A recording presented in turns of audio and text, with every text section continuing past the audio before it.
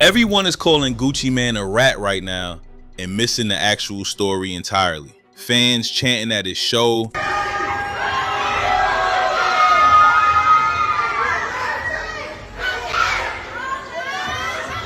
Freddie Gibbs clowning him, memes everywhere, the whole internet locked in on the wrong question. Nobody is asking how Pooh Shiesty, a man who just did 63 months, who came home knowing exactly what another charge would cost him, walked into a studio in Dallas with a gun pointed at the man who signed him, on an ankle monitor, in a building with cameras, with phone data and vehicle tracking running in real time, like none of that existed. Stop it.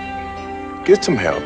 That does not happen by accident. That happens when someone teaches you a code so completely that you keep living it after the teacher already quit. Gucci Mane built one of the most powerful mythologies in hip-hop history, survived everything, beat charges, did time, came back, built an empire. The problem is, Pooh Shiesty believed every word of it, and Gucci had already moved on to selling the next one. And to understand how that happens, you have to go back to what Gucci Mane actually built and what he kept selling long after he stopped being it. Before the suits, before Keisha, before the transformation became a whole lifestyle brand, Gucci Mane was genuinely one of the most dangerous situations in Atlanta. 5 arrests between 2005 and 2010, in and out of jail so consistently that keeping up with the charges felt like a full-time job. The most serious one came in 2005. A man named Pookie Loke ended up dead. Gucci maintained self-defense. The case was dropped. That alone would have ended most careers before they started. For Gucci, it became part of the foundation. And then something happened that almost nobody in his position actually does. He changed for real, lost the weight, got clean, married Keisha Kayor in a whole televised ceremony, stepped fully into the CEO role. The ice cream tattoo was always there, but now it meant something different, a souvenir from a life he had genuinely left behind. The transformation was real. That is not in question. What is in question is why the old image never got retired along with it. Because of what actually happened after Gucci changed. The music kept coming, the Trap God title stayed, the 1017 brand kept running on the same frequency it always had. Street credibility, authentic energy, the kind of artists who made you believe they meant every word. And that was a business decision, not an accident. He's smart. The label needed that authenticity to function. Without it, 1017 is just another rap imprint. With it, it carries weight. So Gucci kept signing artists who came from that world, who had the face, the background, the energy that made the brand real to the people buying it. He became a businessman who needed the streets in his branding, even after he personally left them. And it worked. The brand stayed alive, the checks kept coming, but at some point you have to ask, who is actually carrying the cost of keeping that image authentic? Who is out there living the version of Gucci Mane that Gucci Mane already retired? Y'all know what's going on, and so do I. He kept cashing checks from a version of himself he had already buried. The product stayed on the shelves, and someone was always going to buy it at full price.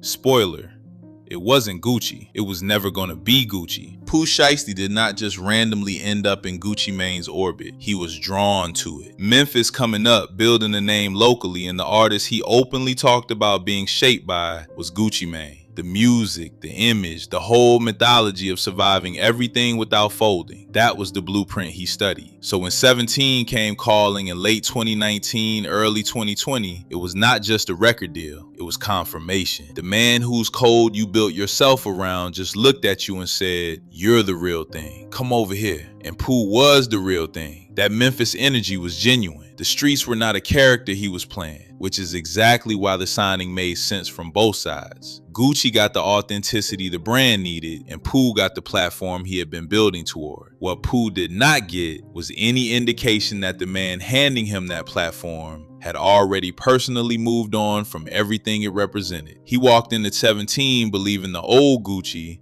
was still in the building. The one who did time without cooperating. The one who came back standing. The one whose whole legacy said if you hold the code protects you. That version had already left the building years before Pooh signed anything. Nobody left a note. Nobody made a call. Nobody sat Pooh down and said, bruh, the man on those records, he's a character now. The actor retired. And once you are inside 1017, the picture gets darker fast. Gucci said it himself on a podcast. I don't really build relationships with my artists. That is not a throwaway line. That is a CEO telling you exactly how the operation runs. Transactional, clean, no emotional investment in what happens to you once the business case changes. Eventually, he looked at his P&L and started cutting people one by one. A whole roster, gone. Hey, what's up, y'all? Listen, I wanted to make this announcement on 1017 yesterday, but I just seen like my statement, my P&L with all my artists.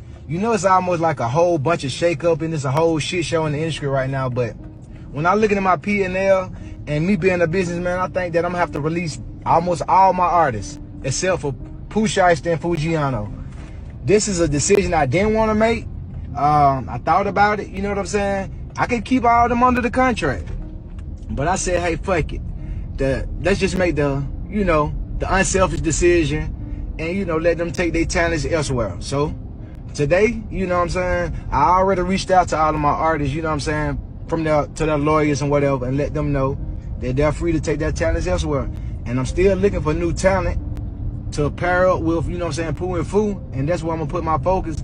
And I just wish them the best, and I just want to let everybody know. He kept two, Pooh and Fujiano. Everyone else got released because the numbers did not justify keeping them. That's how we framed it, dollars and cents, which is fine for a business, less fine when the artists you were cutting came from environments where being dropped means something completely different than a contract termination. And while all of this was happening, the label kept losing people in ways that had nothing to do with business. Big Scarr, Pooh's cousin, someone he grew up with, signed to 1017 in 2020, dead from an overdose in December 2022. Pooh was sitting in a federal prison when that happened, watching his cousin on the same label gone. That is not a statistic. That is something you carry. Then Enchanting, another 1017 artist, dead in 2024 from drug toxicity. Multiple other artists from that roster caught serious charges, long sentences,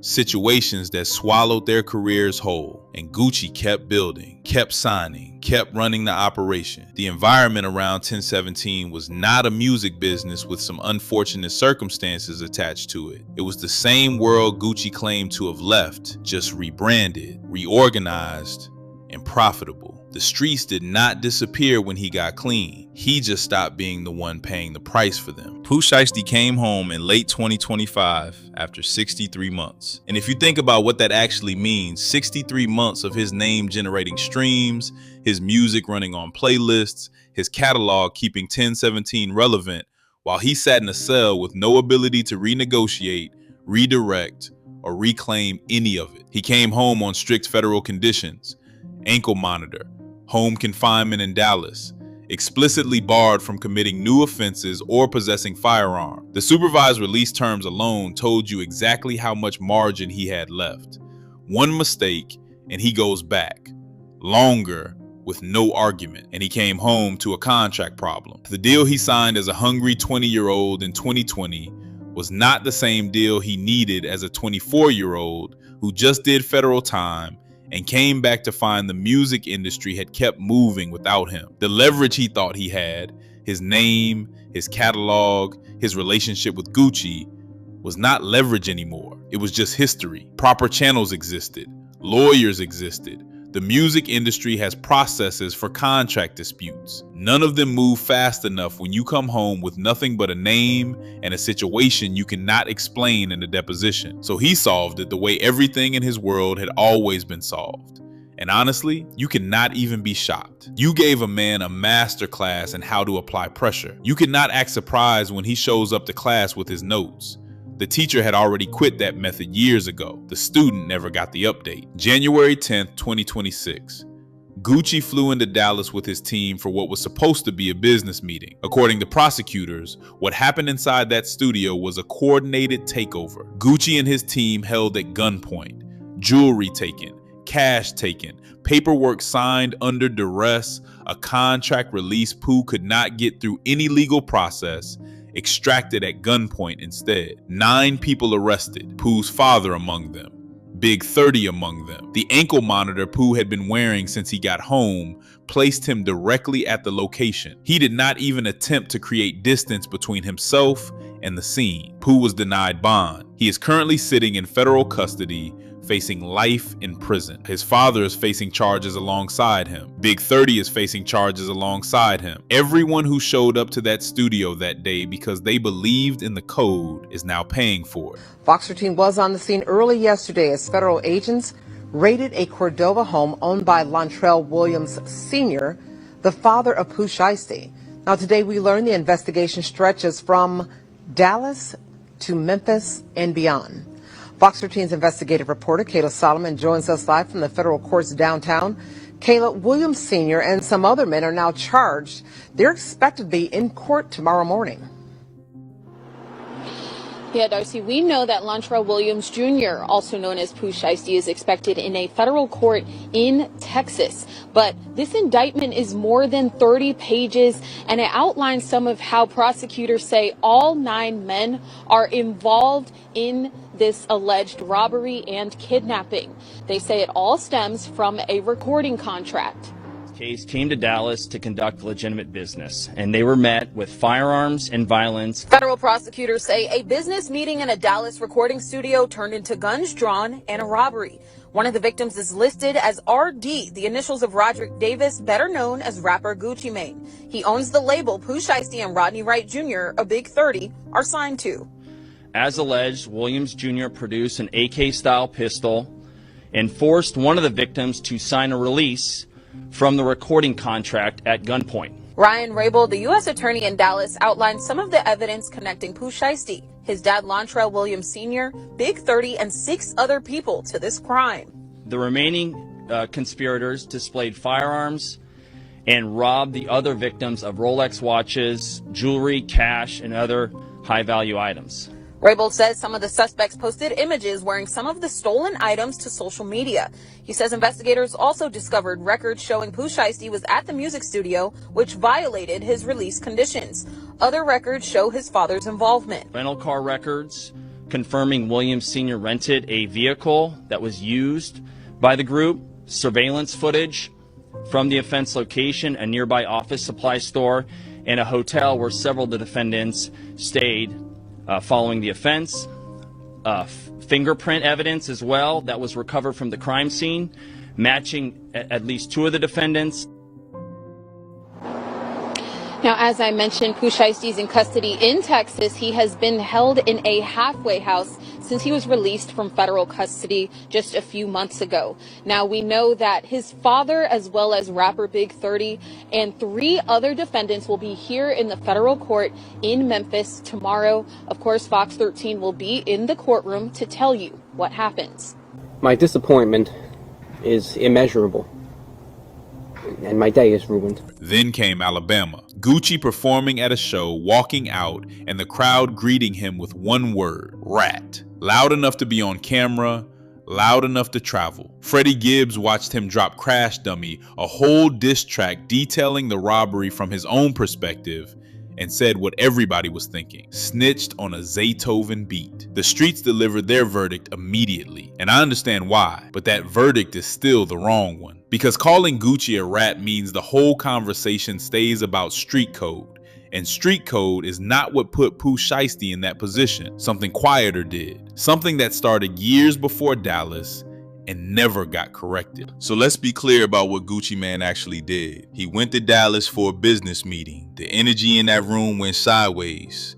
He got out, he reported it. He went home to his wife and his kids and his net worth. That is not the indictment. Any 46-year-old man with something real to lose should make exactly that decision. The people calling him a rat from their phones have never had to sit in a room where the situation turned and decide in real time what survival looks like. Gucci made the smart choice for his life. That part is not complicated. The indictment is everything that came before that room. 20 years of mythology that said the code was everything. 20 years of music, branding, and a label identity built entirely on the idea that you hold the line no matter what. I'm gonna tell you like straight up, like you can research this on Gucci or whatever, but like I ain't never snitched on nobody. So a lot of people come to me with that in my whole life since I was a little boy.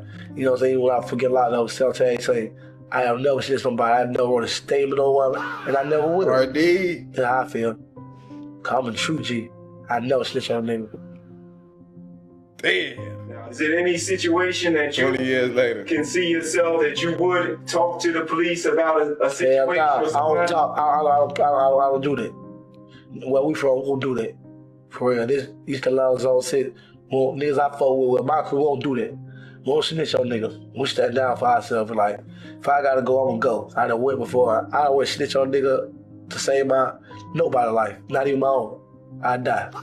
20 years of signing artists who believed that version of Gucci Mane was still the operating system because nothing in the product ever suggested otherwise. He kept the Trap God title. He kept making music in that register. He kept building 1017 on street authenticity long after he had personally retired from the lifestyle that created it. And nobody around Pooh Shiesty, not Gucci, not the label, not anyone in that operation ever pulled him aside and said, that version does not exist anymore. The man you signed to is not the man you think he is. Go hire a lawyer, fix the contract the right way, and walk away clean. That silence is worth more than anything Gucci ever said on a record. You can put out 100 trap records.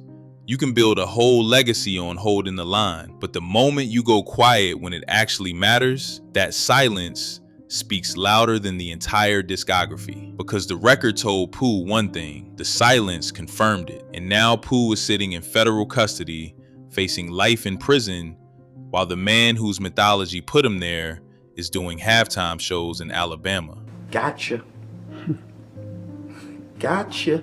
Bruh, this is not gonna stop with Pooh Shiesty. The 1017 brand is still running. Gucci is still signing artists. The Mythology is still on streaming platforms, still in rotation, still being absorbed by kids from Memphis and Atlanta and everywhere else who are doing exactly what Pooh did, taking it literally. The music industry has been running this play for decades. Find an artist with authentic street energy, sign them, build a brand around that authenticity, profit from it. And when the authenticity catches up to them in a real way, when the code they learn from your product puts them in a room they cannot walk out of, move on to the next one. And the wild part, nobody in that machine ever has the answer for it. The artist goes to prison, the label puts out a statement, the streams keep running, everybody else goes home. Gucci is not uniquely evil in this. He is not a villain running a scheme. He is a man who survived his own life, made smart decisions for himself and his family,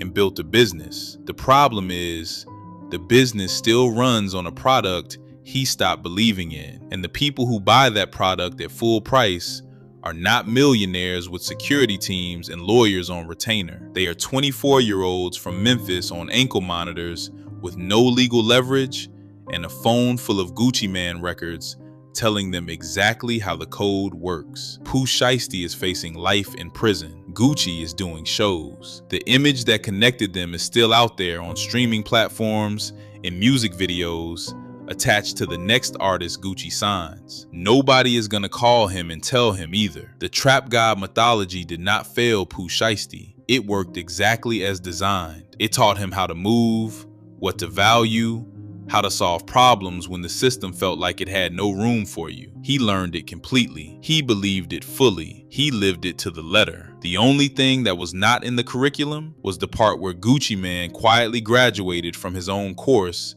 and forgot to tell anybody. So the question I keep sitting with is not whether Gucci cooperated with police. That answer is obvious and it is his right. The question is, how many more Pooh Shiesties are out there right now, running on a code that the people who wrote it already abandoned? How many more are gonna walk into a room believing in a version of someone that only exists on a streaming platform anymore? If you have an answer to that, drop it in the comments. I genuinely wanna know where you land on this one. There's a video sitting on your screen right now that connects directly to what we just talked about. Click that and keep going, and I'll see you on the next one.